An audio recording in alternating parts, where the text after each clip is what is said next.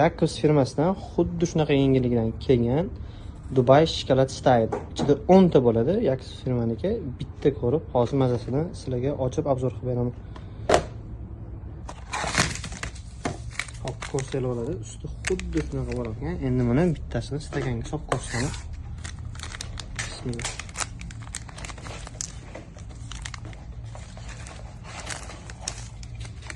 Va shundoq shokolad hidi kelib turibdi lekin.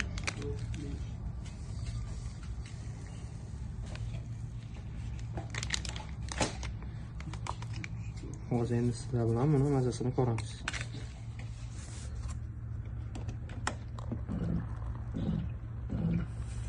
Lekin buni ustida ko'piylik ichish yaxshi ko'radigan odamlar bo'ladi.